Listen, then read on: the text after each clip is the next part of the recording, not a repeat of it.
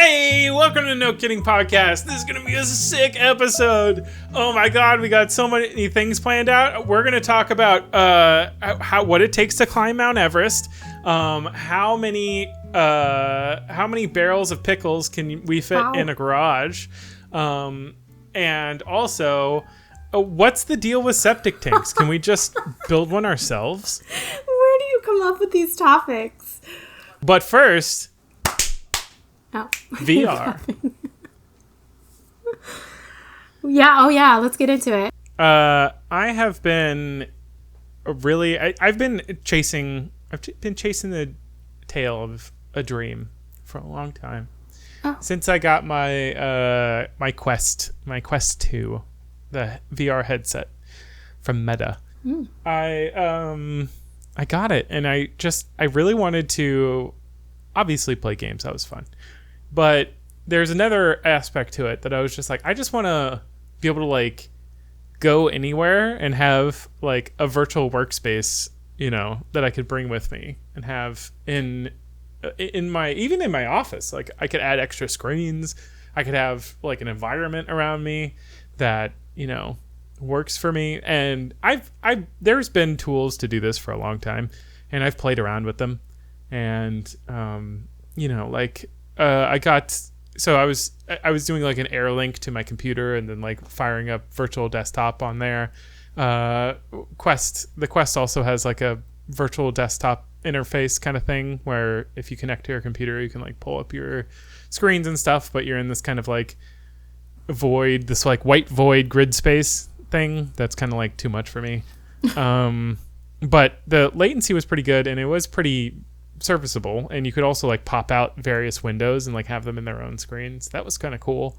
But I don't know. And then like I couldn't take it anywhere because it was like I pretty much needed to be at my computer already so that I could use like the keyboard and mouse and stuff.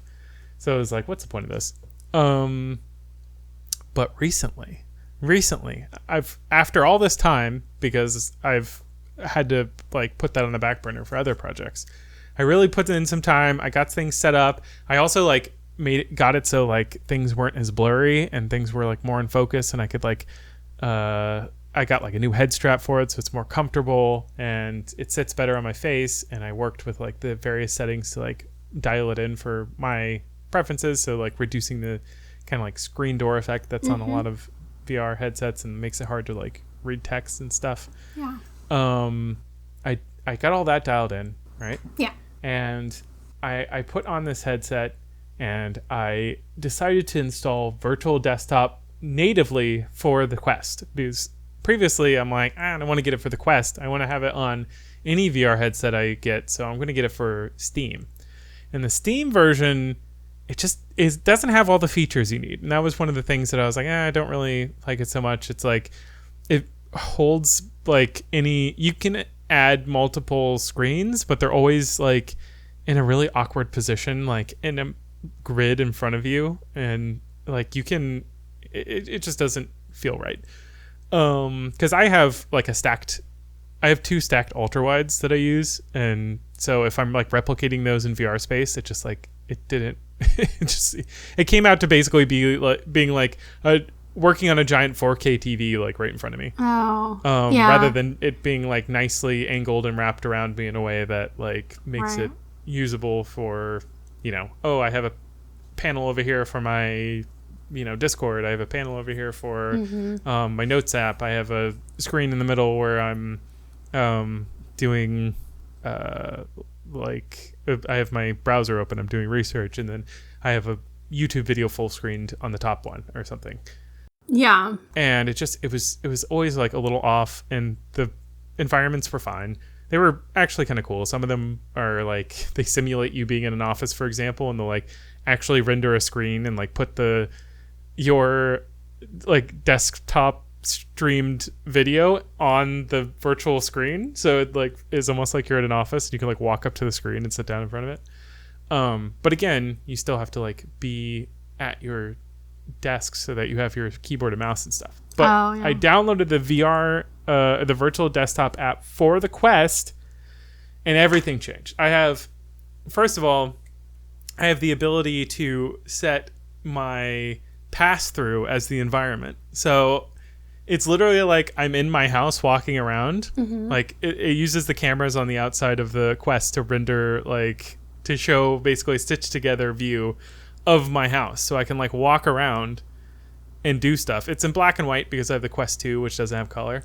But it's still cool to like be able to walk around and like get a glass of water or something without taking the headset off. And then like I could even the other night, Lisa, I sat down, or I stood up rather, in front of the sink, and because you're able to like actually place the screens, your various screens, like in VR space exactly where you want them in this version, I just made the window in front of my kitchen sink a TV, and I was playing a video, and I was washing dishes with pass through turned on, and I was just like washing dishes and putting them in the dishwasher, and like rinsing them off and putting them in the dishwasher while I did like chores and stuff. And I walked around my living room and my kitchen because it's all kind of like open space, so I could like, I put another one of my screens like basically in place of the TV that's my actual TV that's in my living room. And so I could like from my kitchen like turn around, like use the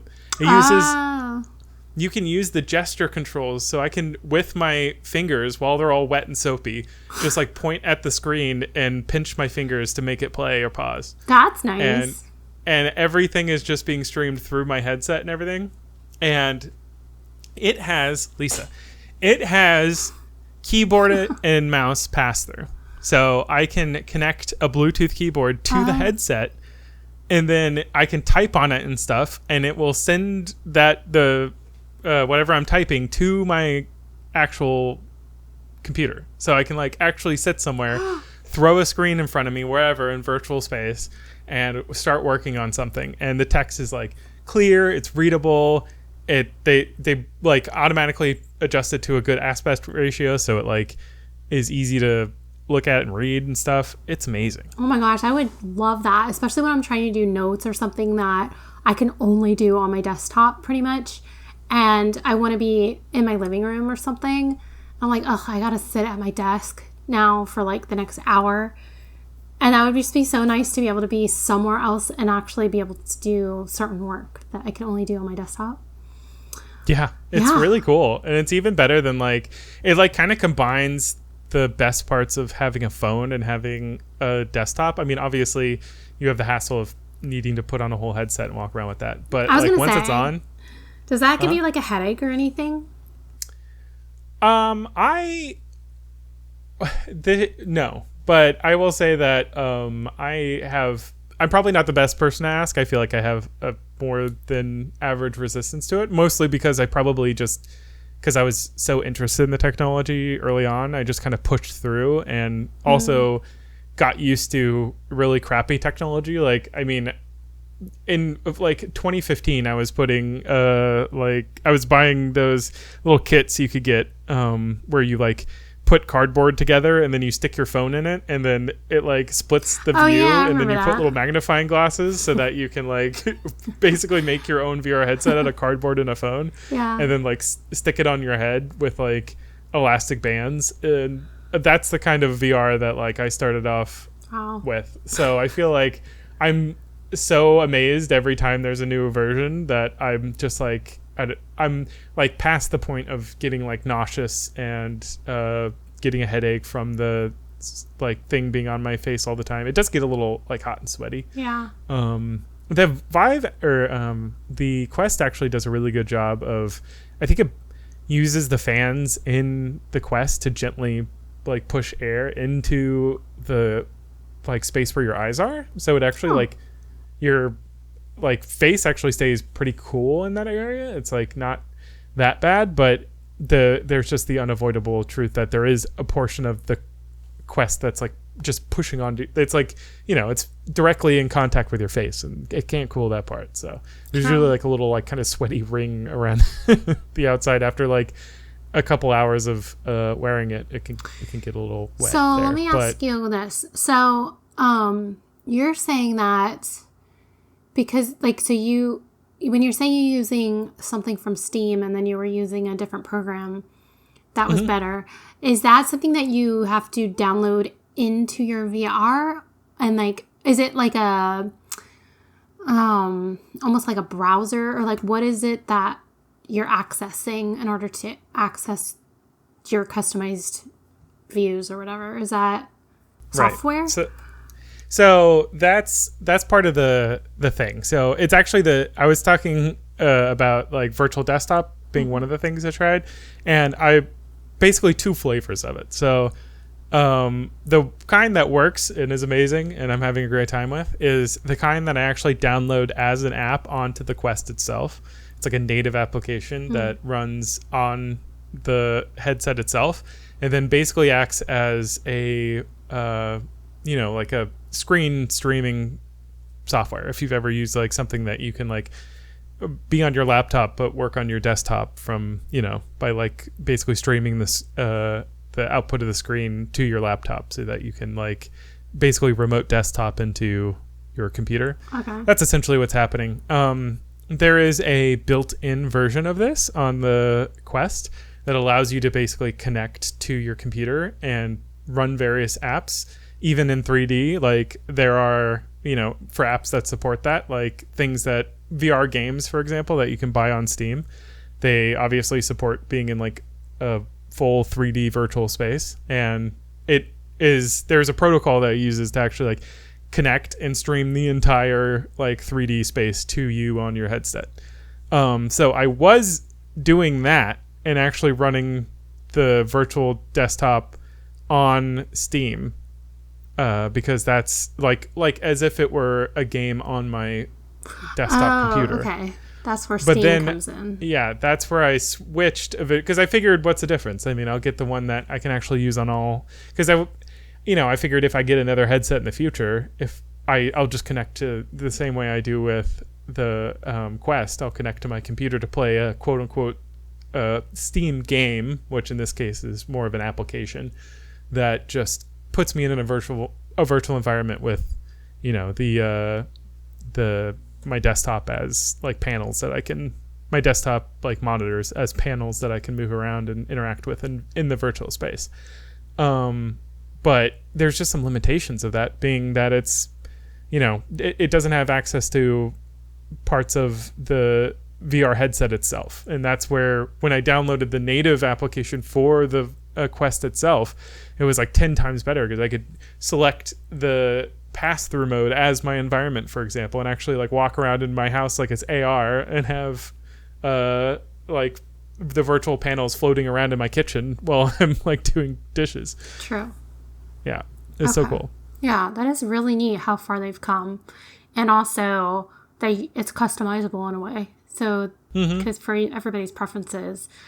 But yeah, I was trying to think like, because from a person like me who's not the best multitasker, does it ever get confusing? Like, oh, I'm actually standing in my kitchen, but you're doing like an office task or like a entertainment task. But I guess not, if it's that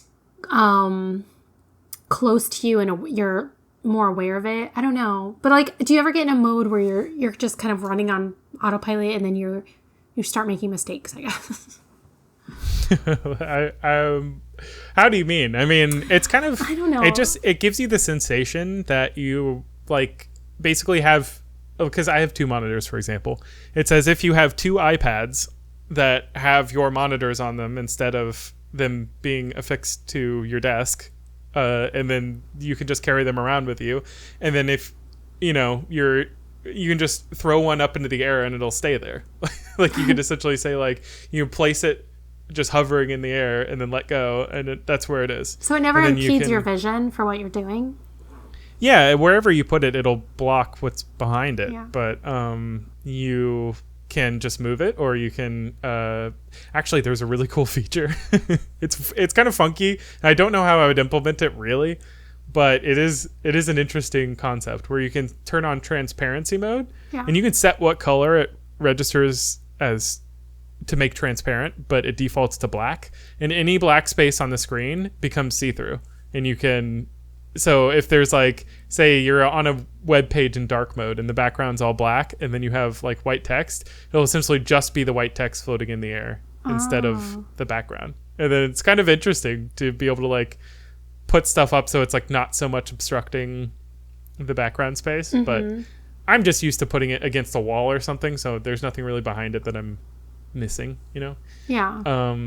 So it's like, you know, or like hovering above my island, for example, so I'm not going to like walk into it or something. But there is another version where you can actually pin, there's another setting where you can essentially pin it to your vision. So it's like a heads up display. It'll like sit in the corner of your vision. Like if you know, are watching a live game or something and you don't want to like take your eyes off the screen for a second. Like if something crazy happens, you want to like have it always be there.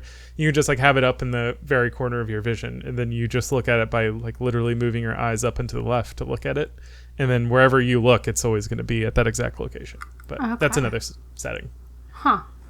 Well, that's really interesting. Wow. So now you can just, and it's connected to your Wi-Fi, I assume. So if you go out of your Wi-Fi range, it just crashes or whatever. I have not tried it outside my house, but it is working off my local Wi-Fi, and they do recommend that. Although there is a setting in the streaming app, so you have to download an app onto a companion app onto the whatever computer you're connecting to, to like allow the connection to happen and like stream stuff over to your headset. That thing has a setting to allow connections from outside your network. So theoretically, I haven't tried it yet, but theoretically you should be able to connect from like a coffee shop or anywhere that you have like internet connection. So theoretically possible. Interesting. Although wearing a headset and walking around a coffee shop would really be something interesting. I would love to watch people's reactions as you walk around like, yeah, I'll take a latte, please. And they're like, sir? Okay. That would like sort of eliminate a lot of the social cues, like the social interactions and stuff. That could be really weird. Yeah. Yeah. Especially if it were like during COVID and you could put the mask on and then you're just like, I am completely out of this world. Yeah, true. Yeah. Wow, interesting. I mean, the world is shifting. That's crazy. Well, with the kind of what was a catalyst for this, I mean, for me looking back into it, because since I got the headset, wanted this to be a reality, but it just kind of got sidelined by other projects. But, you know, the Vision Pro, the Apple device that they recently released, I saw a lot of people like really being like, oh my God, it's so cool to like be able to work wherever I want. So I got kind of excited about that, and I tried it again and tried to really dial it in. And yeah, it's cool that it's possible. Like, I mean, you know, there's a place for, I guess, that cutting edge technology, and I'm really glad that Apple's pushing that tech forward and like exploring it in a more like, what if we went high end with it, you know? Yeah. I think that's cool, but I mean, just that you can get a similar experience for something that's like $500 rather than like, how much is the Vision Pro? It's like $1,200, right? It's a lot. Yeah. True. That's true. Huh. It is. Oh wow. Is that real? That's insane. What? Is it I heard it was crazy? expensive, but I didn't realize it was like, it's like $3,500. Oh. Which, I mean, they've sold Macs for more, so I'm not like blown away. I'm not totally floored by that number, but I just, wow, that is a price. And it's interesting that for $500 I can get a similar experience. Now, I will recommend, if anybody wants to try this at home, getting the Quest 3, which I don't have. And actually, I'm really tempted to upgrade now.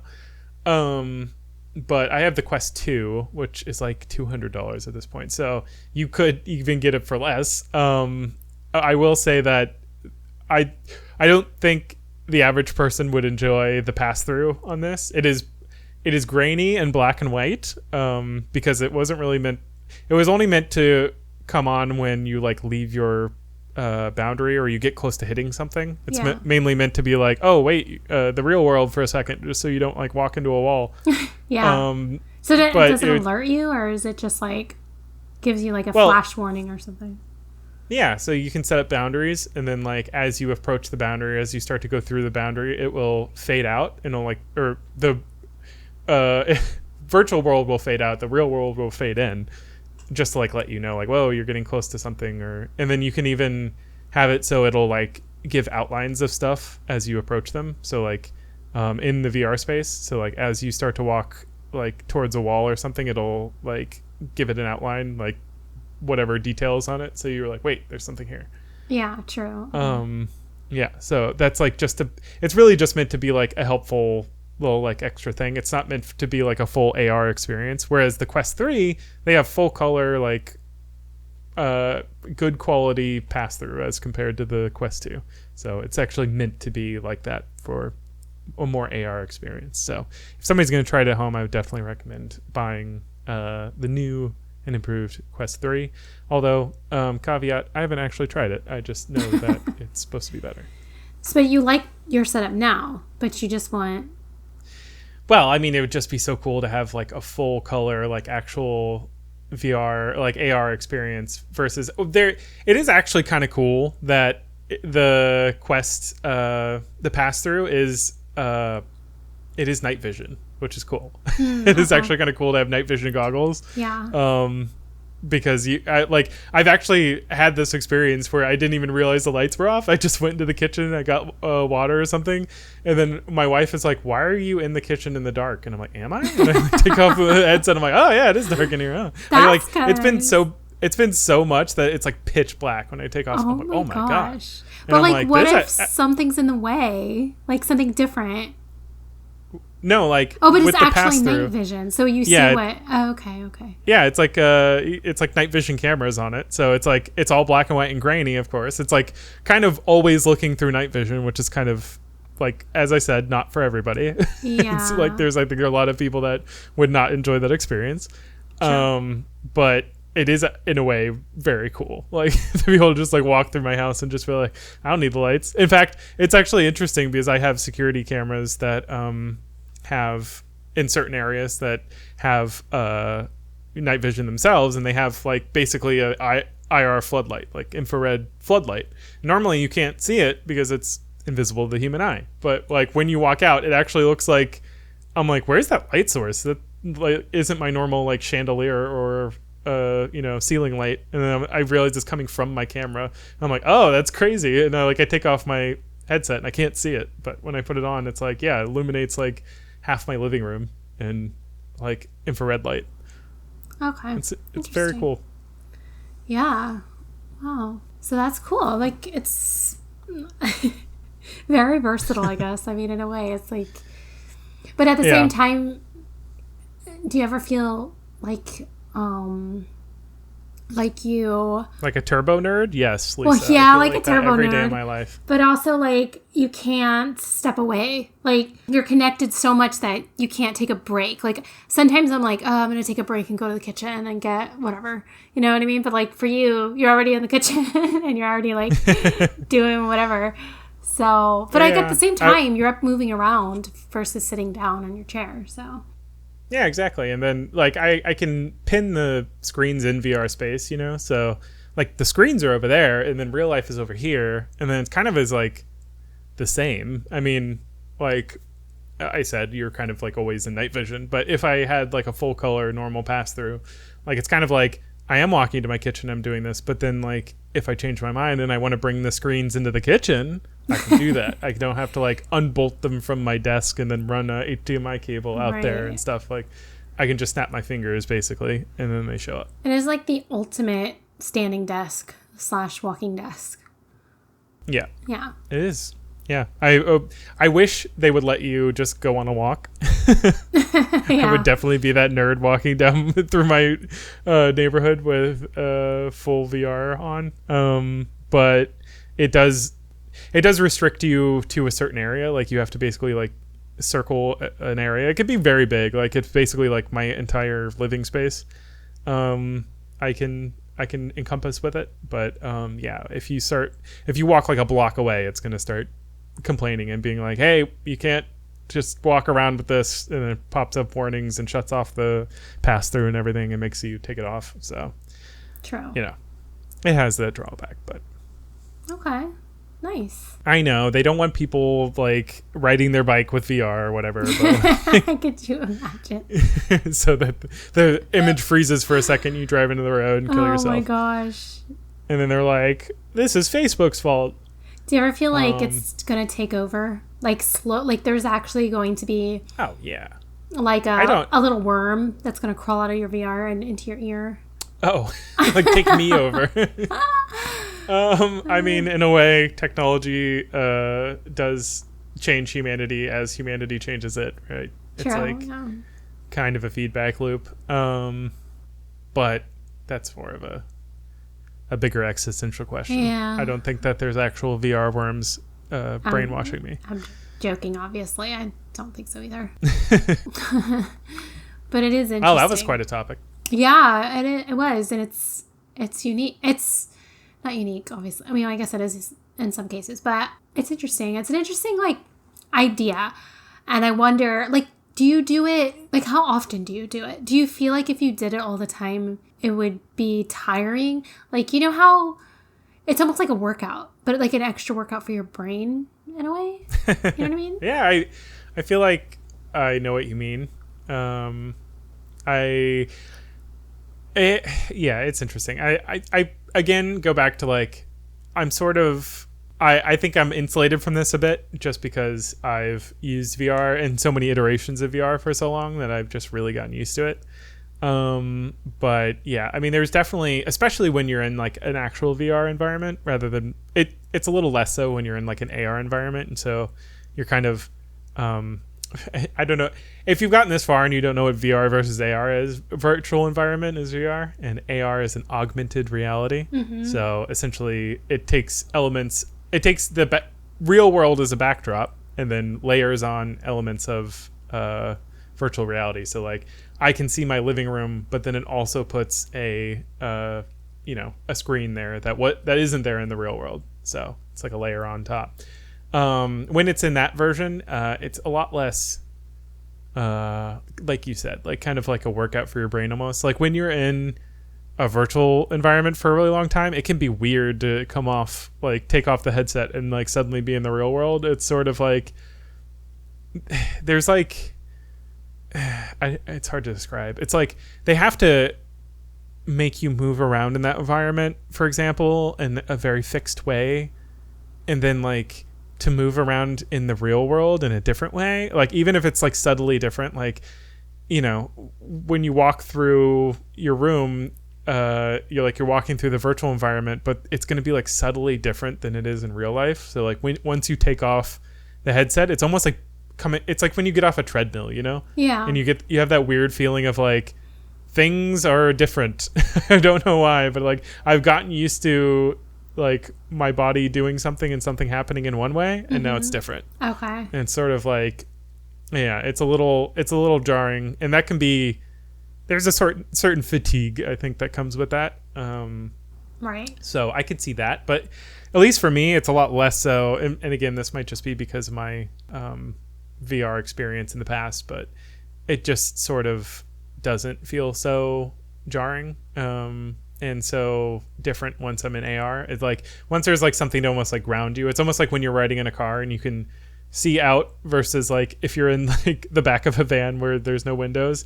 It's like you can very easily get motion sick versus like when you can like have windows out into the real world and see that you're moving and see where you are, like has a very different kind of effect. I think that it's sort of similar. I'm not really talking about nausea, but just like there's something to ground you in reality, you know what I mean? Yeah. And so like when I'm walking through a space, like I can actually see the amount of time that it takes me to walk from my island to my couch or something, you know? Right. And then there's like, that's not different when I take off the headset. It's like, so. Yeah. Okay. Huh. Well, that's, I think like you said too, a lot of it is going to be, just exposure and like training your brain and your body is like working on a muscle or whatever. It's like just and training. And like, but if the younger generation grows up with something like that, then obviously they'll just naturally adapt to it easily, I guess. Yeah. But the thing that really impressed me was the effectiveness of the gesture controls. The only downside, I think, is they need a decent amount of light. Even though they have night vision cameras, it could still it's better. It could see better in the light still. So you need a bit of light, but just the ability to like with my bare hands, like nothing in like I can fully not even pick up the controllers at this point because I have it set up. I could just like put it on with my real finger, like tap the fake button floating in the air that's like start virtual desktop, and then I'm in the virtual world. I already have the boundaries set up and everything, so everything's all ready to go, and I'm just walking around. I can pin screens places. I can tap on them to start playing YouTube videos, or scroll around by just pinching the page and like throwing it upwards kind of, and like just poke around with my finger to like play stuff or do whatever. And it's like, man, this is like so efficient and like easy that I like can be holding things and still like be able to like manipulate my virtual environment. It's like so good that like I crazy. Feel like if the day they're able to like put this in like a pair of regular glasses, I don't see why everybody wouldn't use it instead of like a phone. It would just be like so convenient to throw up a screen just in front of you and then just have it be there and be able to like do something with it, be able to like type a message to somebody in the air and then like just swipe it away and then go back to living in the real world. Yeah, that's true. But you also have the risk of it dying. Like, yeah, you can turn it off or swipe it off. I guess what you're saying, but yeah. Do you ever like? Oh, you mean like if it dies and then you're like, wait, I can't see. Well, yeah. Well, more specifically, like, I'm assuming you don't lose any information. Like, you don't like if you're working on something. Yeah, it's like streaming from somewhere else. So, but yeah, I guess that's true. So and yeah, there are like glasses out there that exist that are like see-through with they don't quite look like normal glasses yet. They look pretty chunky, but there are some glasses out there that you can like literally see through them, like even when there's no power on or anything. Like there's glass, it's just glass you're looking through, and then like when you turn them on, they project an image of like a screen in front of you, essentially. Like those things exist. So if you can also put an accelerometer in there to tell like which way the person's head's looking so that they can, move the screen around and like say whether you're looking at it or not, like the Quest does, and then put the cameras on the outside so that you can like use gesture controls. Mm-hmm. Like that would be pretty much the full package. Yeah, they just got to right. like slim it down and make it stylish, and then you're good to go. Wow. Yeah. I'm trying to envision myself doing this. And I don't know if I could. You can come over and try it. Yeah, I guess I'd have to like test it out because I don't know. Like, I feel like I would lose so much depth perception. And I mean, I guess because you can see both. But obviously there's going to be lack of clarity in some cases. And so... Yeah, it's not as good as like looking with your regular eyes, and I will say there is a little bit of a loss of depth perception because the cameras are like in different places than your eyes, so it's kind of like it can be a little weird once you go from holding something far away to like pulling it close to you. It's like it changes like distance faster than you'd expect. It's a little bit like the images in the mirror are closer than they appear sort of thing. Right, yeah. It's like I can pretty easily like grab something when my arm is fully outstretched, like on a table. Like I can like be like, oh, there it is, and grab it. But when I'm like putting, say, a straw up to my mouth, it like feels weird. It's like it's not at the right distance my eyes would normally see my cup or whatever. I'm like hitting my nose with the glass, and I'm like, what's happening right now? True. So there's a little bit of getting used of to course. in that regard, but yeah. But I wonder if it's kind of like getting used to wearing sunglasses or something like that. I mean, Probably a little more. I think it's a little more intense. difficult than that, but yeah. It's a step above, but not like, I'm saying like, it's impressive that it's not much more difficult than that, right? It's like, it takes like maybe 10 minutes of wearing it to like get used to it, and then you're good. Huh. Okay. Well, I mean, also like, I'm envisioning this being like a long-term wear where really in reality, you're probably only wearing it for maybe like an hour or two or like a couple of hours, right? You're not wearing it like all day. So yeah, no, I mean, it's like when I want to, probably like after work and stuff, I really just got it set up, so I've only done it a couple times, but like after work I can like go out and like be like sit on the couch with my wife, but then she can watch her shows and I can like pull up like some personal project that I'm working on and then like work on it on the couch, like cuddled up with her, but then she's also watching TV, like whatever she wants to watch, but I just replace the TV with whatever project I'm working on, and then I can just like do that while she's doing her thing, and then we can still like kind of be together and share a physical space while still being able to like, so it allows us to spend more time together. And it's very interesting because I've been using my like earbuds that have pass through, so it's like it's really like a full AR experience. It's quite interesting. Yeah, that would be interesting. I don't know. It's like sometimes she'll react to something and I'll think she's reacting to the thing that I'm seeing because it's like so timed up. You know how like things like oddly time up, and I'll be like, oh wait, can you hear me, or can you hear this? And then she was like, what are you talking about? I'm like, what are you talking about? That's another thing is like you can't hear what, like you can probably hear what she's watching, but she can't hear what you're doing, right? Yeah. Okay. And like sometimes I'll turn off pass through because I want to like focus, or I can even turn on noise canceling and then go real and I can put it on an environment that doesn't show my surroundings if I really want to like focus in on something.